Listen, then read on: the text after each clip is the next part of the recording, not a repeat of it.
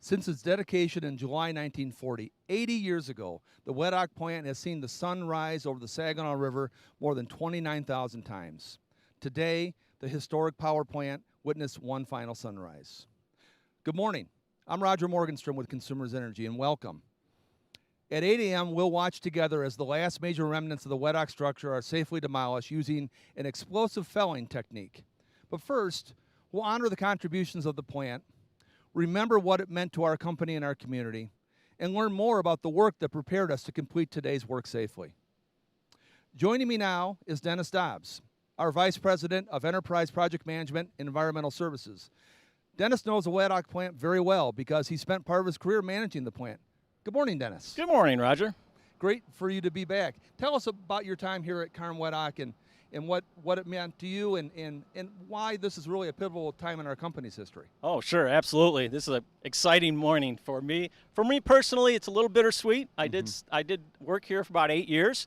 Some of the best memories of my career are right here on this site. This plant has been a pillar for this community, for the state of Michigan. The coal plants in general, they served the state of Michigan very well. They were all built in the mid-1900s. They served the growth of the Michigan economy as well as the automotive industry, but they've come to their end of their useful life. Yep. And so today we're really marking this historical transition. We're closing one era and we're opening a new one. So tell us a little bit about our clean power plant, which was really a pivot away from fossil fuels and toward the future of the company. Absolutely. That's a direction we're going forward now. Moving forward, it'll be all renewable, clean energy going forward. It's a new path for the state of Michigan, more sustainable, more renewable energy. So it's a great path forward for the state of Michigan. Great. In fact, a couple more years, we'll be back here. We're retiring the Carm plant behind us here, aren't we? So that's part of that pivot. Absolutely. 2023 is when it's transitioning out of service. Great. Thank you, Dennis. Appreciate it. Sure Glad you're here this morning. Weadock clearly meant a lot to the company. Now let's take a closer look at what the plant meant to longtime employees who worked to operate and maintain Weadock for so many years.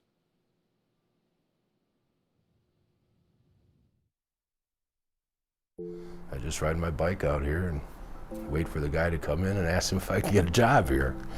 And I just kept coming back every week. We could come on Tuesday mornings. And finally he says, don't come back next week, I'm going to get you a job.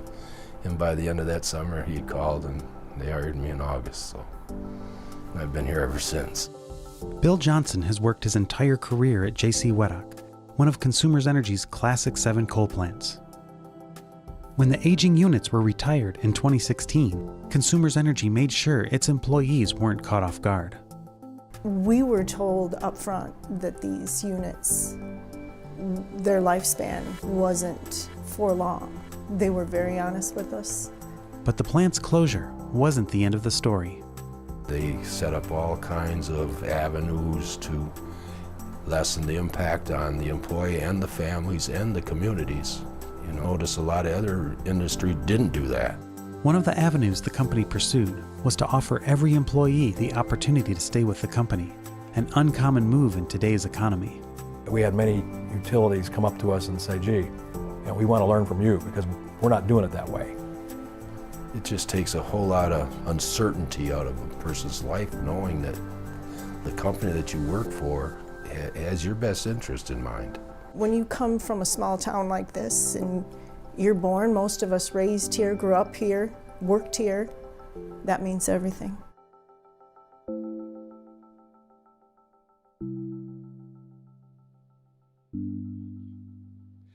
As you can see, working at Weadock was more than just a job for so many of our employees. I had the honor of meeting Bill Johnson this morning, and as a former BC Cobb employee myself, I know what it means to work at these grand old ladies. Joining me now is a man who understands that well, Sean Kelly, the plant business manager here at the Karn Generating Complex. Sean also worked at the Weadock plant. Good morning, Sean. Welcome. Good morning. Or should I say, thank you for letting us have it be at your house. Thank you very much. Thank you for attending. I will tell you that for the last 5 years that the Weadock facility was open, I was able to assist the operation and support it. And when you walked inside the facility, you always had that welcome feeling, and it was the people that were inside the facility that made the difference of the Weadock generating complex there. So I will say that I'm very impressed with that team and how they handled it all the way through the 75 years of operation. Mm-hmm. I will also admit that it's interesting when you do encounter someone on site here or off site that has worked at the facility and you start to talk, that they have that understanding that you spent some time there, and they always talk about stories of each other, not necessarily the equipment, the process, but the family environment that was involved at the Weadock facility. So it's always welcoming when you run into that. Yeah. So as this came to a close here, I did reach out to one of our 40-year employees. He spent after high school, met his wife at the facility. Wow. Went through different iterations, different positions at the facility. It was very interesting. He's across the river right now watching the decommissioning and the felling of the plant. And he said a part of him will fall apart there, but he still continues to sustain the relationships that he managed on site. Yeah. So it's very impressive to still have that camaraderie after you retire. Yeah. One of the last things here also is that in 2016, when it did cease operation, we distributed our workforce. We had some of our employees that retired, some of our employees that went to other facilities, and we also had a fair amount of the employees that came across the site to the Karn building itself. So when we say that the spirit is still in existence of Weadock, it's in existence on site here, it's in existence on the throughout the corporate level, and it's also in existence in the community. So we do appreciate all the workforce and the family environment that they've created. Great. It's very welcoming. And the last thing I'd like to touch base on is I'd like to say thank you to all the people over the last 75 plus years that the facility was in operation. Thank you to the team that's in the decommissioning.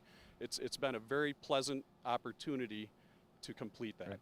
Thank you, Sean. Great memories that will never go away. I appreciate that. Thank you very much. Thank you. Beerline Companies Incorporated is an industrial demolition and environmental services contractor based in nearby Midland. Beerline will handle the explosive felling event in just a few moments. Here's more on what we'll see and the months of planning that went into making sure today's work is done safely and successfully.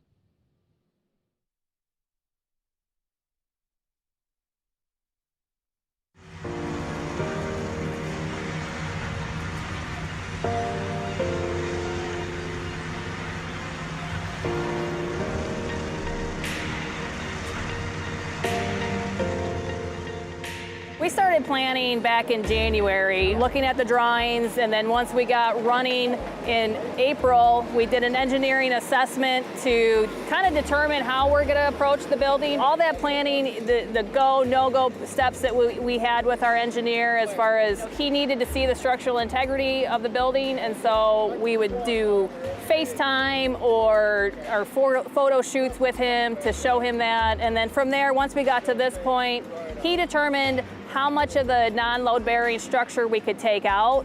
This whole basement area up to the operating level was filled with equipment and debris. And so we had to go in and we had to clear all that out, take all the brick off of the building so that we didn't have any flying debris when we do explosively foul the building. So a lot of planning goes into it, along with, making sure that we have protections for the water, for the switch yard in front of the building where the structure is going to go. We're going to put 40-foot shipping containers stacked on top of one another along that area so that, it will prevent any flying debris from impacting the switch yard. Making sure our 1,500-foot safety radius, which is, our center point, is at the structure, and we go 1,500 foot around the blast area where we clear people out of that area. The reason why we are doing the explosive felling is because it's a safe way to bring down a structure. It reduces the amount of manpower that has to be in there, the potential for mechanical failure if we were going to mechanically fell it with excavators and cabling. We've cleared out the building so that it's prepared to have the explosives put on the columns. And so what it will do at the operating deck floor, it will sever those columns, kind of like when you're cutting a tree, and we will fell it towards the east. And it's the safest way because it reduces the amount of people in the fall zone, gets everybody to a safe area. All the explosives will be at the operating level, which is just above grade level. So that keeps any potential for flying debris to be out towards the east and at a grade level versus up high or on the back side of the structure, which would be towards the river. In addition to that, we put protective wooden boxes around our explosives with conveyor belting, and that will help contain the blast and contain any flying fragments. In addition to that, around the base of the structure, right above the explosives, we will put chain link fencing and this protective geotextile fabric around that chain link fencing, and that helps contain any debris that comes out during the explosive felling event. This is our third one this year, and we're getting ready to do a fourth at the end of the year. So it's fairly common for us to do this. We would prefer to explosively fell a building just from the safety aspect of it. It's safer for us to do that for our people.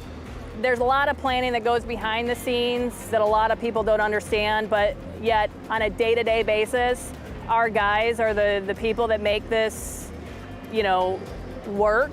And, as much planning as what you can do behind the scenes, if they're not implementing it in the field, it's for nothing. And so we have a fantastic group of guys that have put a lot of hard work into doing this, following the plan and doing it safely. And that's the number one thing. They're constantly calling and questioning things or asking things, seeing things as conditions change. And, I couldn't ask for a better thing as, the health and safety director for a demolition company to work with this group of guys that put safety at the forefront of each and every day and every task that they do.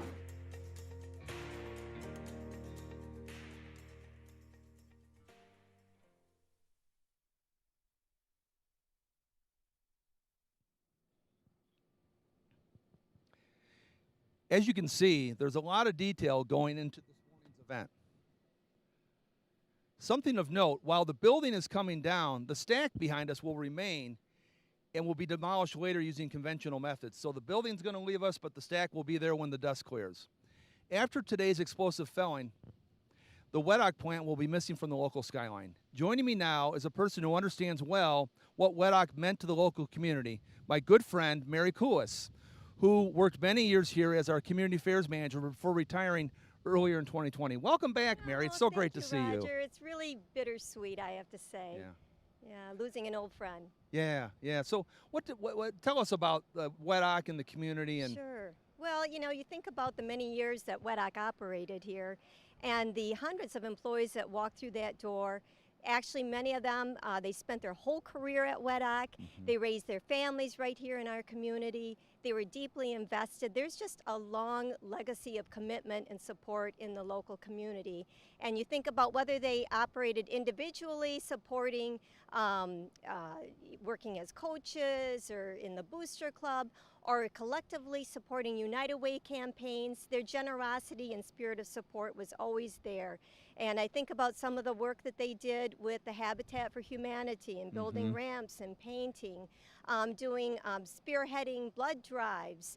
There's a whole myriad of different things.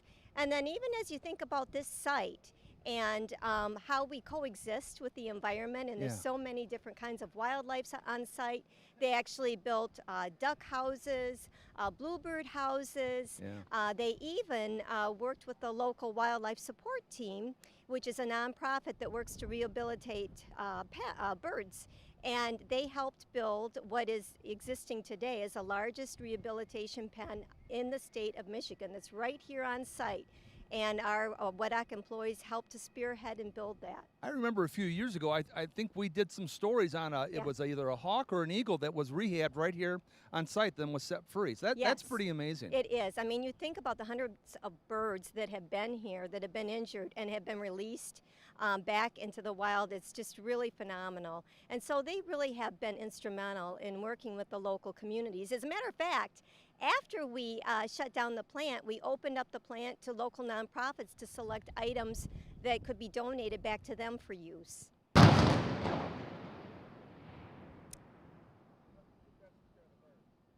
Yes, that was a warning.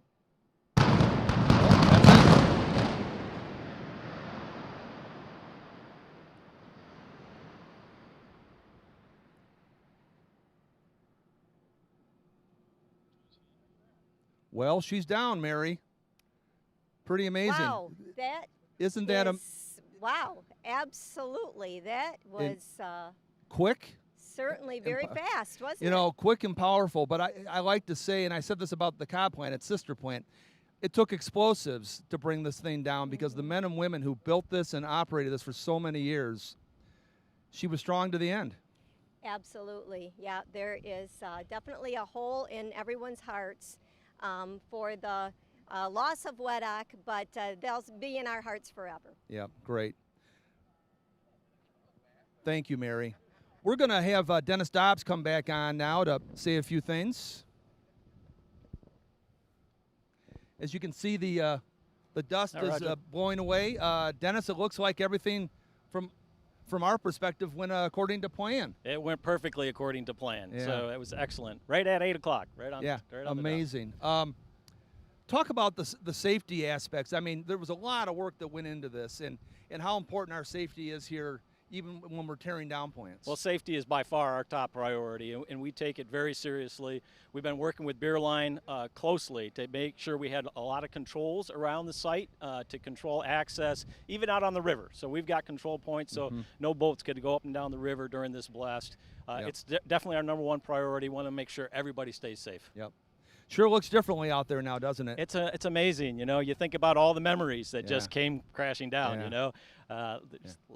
If you ever have a chance, anybody, if you ever have a chance to talk to an employee who worked at one of our Classic 7, whether it's this Weadock plant or the Whiting plant down in Luna Pier or the Cobb plant over in Muskegon, there are decades of great stories and an amazing history that were in those walls. And so I like to say that the history of Consumers Energy is really part of the history of Michigan.